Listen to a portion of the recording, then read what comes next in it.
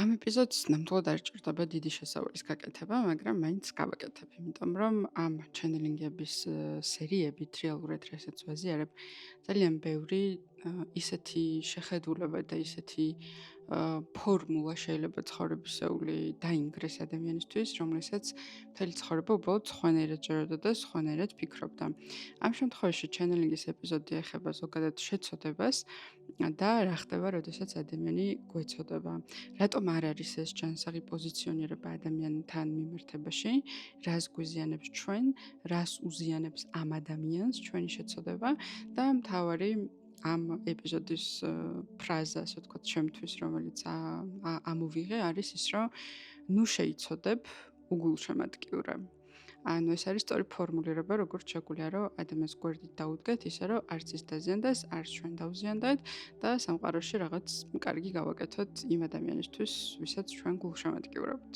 თუ გინდათ რომ გაიაროთ პირადი სეანსები ჩენელინგის და ასევე ჯგუფურის შესაძლებლობაც არის, ეს შესაძლებელია და ვიდეოს აღწერაში იქნება ამის შესახებ დეტალები. უღრმესი მადლობა თითოეულ თქვენთაგანს ყურადღებისთვის, ნებისმიერი სახით მონეტიზირებული ყურადღებისთვის, იქნება უშუალოდ ყურადღება, მოსმენა, ლაიქი, შეარი, კომენტარი, თუ ფინანსური დონაცია, უღრმესი მადლობა თქვენ და სასიამოვნო მოსმენა.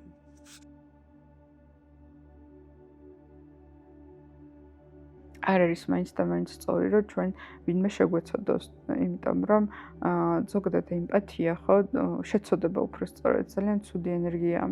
იმიტომ რომ შეცოდებით ჩვენ თავზე ვიღებთ იმ ადამიანის კარმას, ვინც გვეცოდება.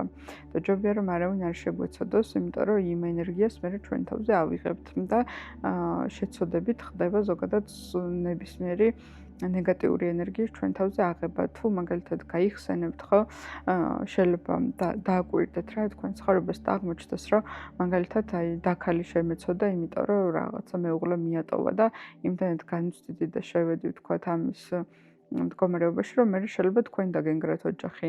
ან აი რაღაც ეგეთი განმეორება შეიძლება რომ მომხდარიყო და იმიტომ რომ შეცოდებით ჩვენ სხვა ადამიანის ენერგიას ვიღებთ და შეცოდება არის ძალიან ცუდი ენერგია, იმიტომ რომ როცა ადამიანი გვეცოდება, ანუ მაგით ჩვენ თვითონ ვახეიბრებთ იმ ადამიანს, იმიტომ რომ ადამიანი არის სული, ადამიანს რა კარმა აქვს, როგორი ცხოვრება აქვს, რა აქვს წინ, ჩვენ არავინ არ ვიცით. შეიძლება ყველაზე დიდი სირთულე, რომელსაც ადამიანი გადის, ზუსტად ის სირთულე აახლოვებს ღმერთთან და საბოლოო ჯამში ღმერთამდე მისვლაში ეხმარება და ჩვენ კიდე შეცოდებით პირველ რიგში ღმერთის ნებას ვეწინააღმდეგებით, რომ ეს მოვლენა მოხდეს და მეორე რიგში თან არ ვაღიარებთ, რომ ან მარტო იმ ჭრილში უყურებთ, რომ ეს ცუდია უპირობოდ. და ეს მარტო ღმერთმა იცის ცუდია თუ კარგია თუ როგორია, ხო? ამიტომ შეცოდება იმდენ ცუდი განცდა არის ყველანაირი გარემოებით, ანუ ვაკნინებთ კიდეც ამითი ადამიანს, ჩვენ თავზეც ვიღებთ ნეგატივს, ასევე ღმერთის ნებას არ ვეთანხმებით, როცა ადამიანი გვეცოდება იმას, რა ჩანაფიქრი აქვს და ზოგადად სამყაროს ვეწინააღმდეგებით თავის მოვლენებში და ჩვენ იმათ სამყაროზე უფრო ჭკვიანი ვართ თითქოს და ღმერთზე უფრო ჭკვიანი ვართ, რომ როგორ ღმერთს როგორ არ ეცოდება და კიდე ღმერთს იმაშვებით, რა ქვია, ჭკუას ვასწავლით აქედან ჩვენი ეგოდან, რომ იმას როგორ არ ეცოდება, მე რომ ეცოდება და მე უფრო კაი ტიპი ვარ, ღმერთი სად არის და ანუ ძალიან დიდ ეგოცენტრიზმში ვარდებით, მოკლედ რა. და ეს შეცოდება, ამიტომ ძალიან ცუდი რაღაცა. თანაგრძნობა სხვა რაღაც არის. თანაგრძნობა არის ის, რომ როდესაც ადამიანს ხედავ, ან ადამიანებს, რომლებიც სულ დღეში არიან, ამ მომენტში გასაჭირში არიან, შეიძლება და თანაგრძნობა არის, როდესაც არ ვეწინააღმდეგები ღმერთის ნებას, არც იმას ვამბობ, რომ დედა ეს რასაწყალია, უბრალოდ ვუსურვებ კარგს და ვუსურვებ თუ ეს რთული გზა არის მისი, სწრაფად გაიაროს, ან უფრო მარტივად გაიაროს და თქვათ ლოცვას შევაწევ, ან რაღაცა კარგ სურვილს შევაწევ. ეს არის თანაგრძნობა.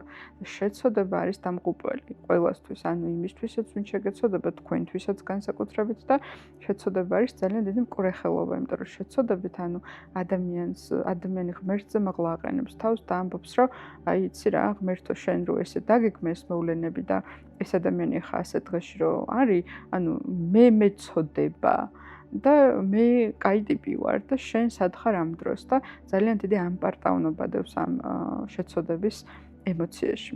ამიტომ ჯობია რომ არავინ არ შეიცოდოთ, მესმის რომ დედამიწაზე იმდენი ნეგატიური რაღაცა ხდება, რომ ძალიან რთულია, რომ ვინმეს მიმართ არ გაგექცეს ეს შეცოდების ემოცია, მაგრამ ყოველ შემთხვევაში თუ გვეცოდინება, რომ ეს ძალიან ცუდი რამე არის, რაც შეიძლება ჩვენ თავს და მეორე ადამიანს გავუკეთოთ.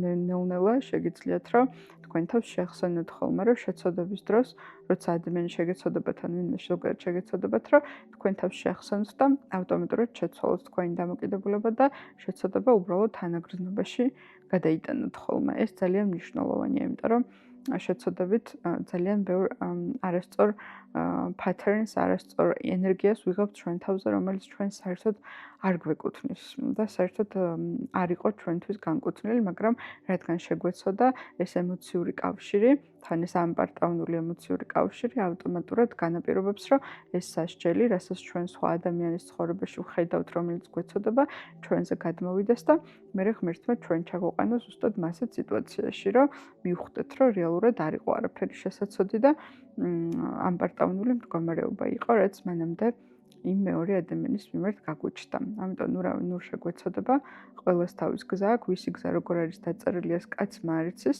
და როდესაც ზევიდან უმაღლესი მდგომარეობიდან და ღმერთის გადმოსახედიდან სულ სხვანაირად არის ყველაფერი, ვიდრე მატერიაში გგონია რა.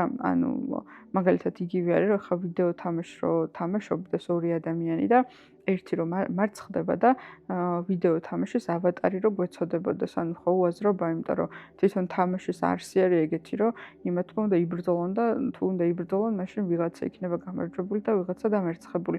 თვითონ ამ თამაშის აზრი არის ესეთი და ესევე არის მატერიალურ სამყაროშიც, იმიტომ რომ ესეც ხო თამაშია და ეს ხო ილუზია და ვიღაცას უნდა და უმობანეს თამაში, ვიღაცას უნდა და გმირობანეს თამაში და ამიტომაც იქ ომში დაიღუპა და გმირულად იმოღვაწევა, ხო? ვიღაცას უნდა და დედობრივი მდგომარეობის თამაში, ვიღაცას კარიერული, ვიღაცას ფინანსური, ვიღაცას ესეთი, ვიღაცას ისეთი. ამიტომ ეს ყველა ჩვენთაგანის არჩევანი არის და ყველა ჩვენთაგანი თანახმა ვართ ყველა იმ სიუჟეტზე, ყველა იმ ადამიანის ცხოვრება როგორც მიდის, ხო? ყველა ეს ადამიანი სულის მდგომარეობაში თანახმა იყო ამ როლზე და თანახმა კი მარტო ის კი არა, რომ თანახმა იყო, ელოდებოდა მაგ როლს და იბრძოდა, რომ ეგ როლი შეხვედროდა. ამიტომ იმითი, რომ ჩვენ ვინმე შეგვეცოდოს, რა ვიცი, ამაზე დიდი მკვრეხელობა არ არსებობს. ამიტომ ნუ შეგვეცოდება. და თუ ვინმეს მიმართ გაგვიჩნდა რაღაცა ეგ ცოტა შეცდომის ენერგია, უბრალოდ კარგი ვუსურვოთ, პატარა ლოცვა წარმოვთქვათ და ვეცადოთ, რომ უბრალოდ არ შეგვეცოდოს, იმიტომ რომ ყველაფერი როგორც ხდება სამყაროში, ზუსტად ესე არის საჭირო. ყველას ეს როლი გვაქვს არჩეული, რომელიც ავირჩიეთ და ყველას ესე გვინდოდა, როგორც არის რეალურად. სხვანაირად რო გვდომოდა, მაშინ სხვანაირად იქნებოდა, იმიტომ რომ სამყარო იქნება სამყარო შეიქმნა ზოგადად ჩვენი სურვილებიდან გამომდინარე, ხო?